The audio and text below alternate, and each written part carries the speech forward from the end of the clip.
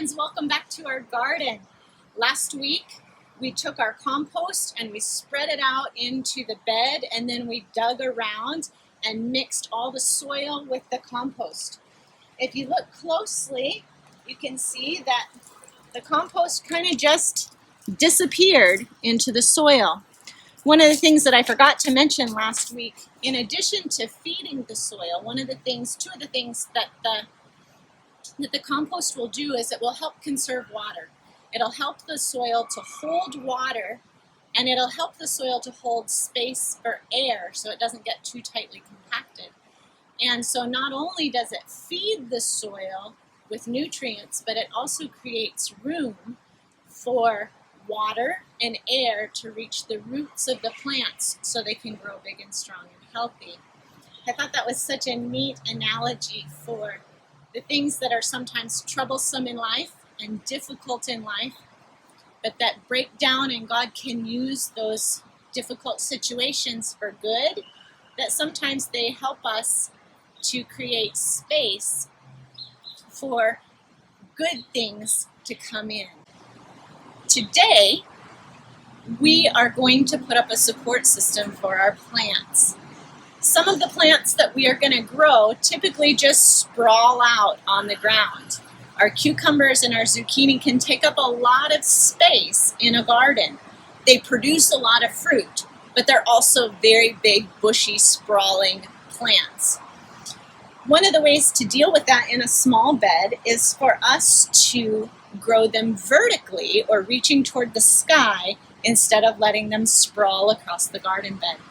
Well, to do that, we have to build some way of supporting those plants, the weight of the plants, and allowing them to grow up instead of growing out. So today we're going to put in that support system. We have up here some poles that Uncle Robinson cut for us so that we could build our support system. We're going to bury these poles in the ground, and then we're going to run a series of support wires across them so that we can then string and be able to support our plants as they grow up instead of growing flat. So this week in our garden, we've been working on the support system that's going to hold up our plants. As we mentioned a little while ago, some of the plants that we're planting are ones that like to sprawl out on the ground. But I know that some of these plants can grow vertically instead of sprawling. So we needed to come up with some sort of framework that would enable them to do that. I want to show you what can happen with a good plant when it's supported. This is a green bean plant that has been growing for about 3 weeks, maybe a month. And you'll notice that the stem here is quite long. And as it has grown, the leaves have caused it to be a little top heavy. So I put this little stake in here to help support it. And as it grows now, it won't flop over and it'll have a better chance of producing more fruit.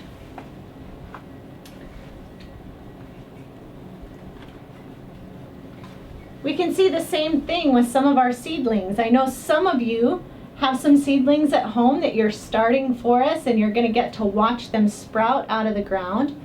When they're very small, you can see that they just pop out of the ground and they can stand up pretty well on their own. But as they grow, they get a little bit floppy sometimes. And as these plants continue to get bigger and bigger and bigger, they're going to need to be supported. It got me thinking that as we were working on our garden project, I knew that some of these plants were going to need some support, and it took some planning. I couldn't just run out and throw the seeds out in the ground and say, oh, they're going to grow and produce fruit. I had to plan for them. I had to plan for them when they were small, and I had to plan for them as they grew bigger. And it reminded me of a verse in the Bible that says that God planned for each one of us. None of us surprised him. None of us were surprising to God. God knew that we were coming. In fact, God, it says in Psalms 139, verses 14 to 16, God put us together. And it's such a beautiful idea that nothing in our lives happens by accident. The second thing that it reminded me of was that as we were planning to support our plants, we had to do something. We had to build something. And it took some effort. It reminded me how we as a community of faith and we as a larger community have to support one another. In 1 Corinthians 12, verses 12 to 26, it talks about our community of faith and how we are all different parts of the same body. It talks about if everyone was an eye, how would we hear? If everyone was an ear, how would we see? If everyone was a foot, how would we speak? And it reminded me of our support system in our garden.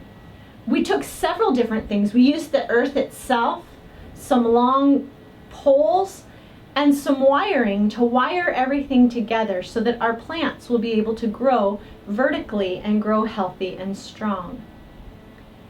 Our goal with this garden is to help support our community, but it's also to remind us how to support each other. None of us can make it through life on our own. And as a community of faith, it's our goal to stand together, to lift each other up, and to use God as our support system so that we can strengthen one another. So this week, as you're thinking about gardening and as we're thinking about the next steps in our process, we hope and we pray that we will be able to support one another, that we'll remember that all of the parts of our body are important and that none of us is a surprise to God. None of us is an accident.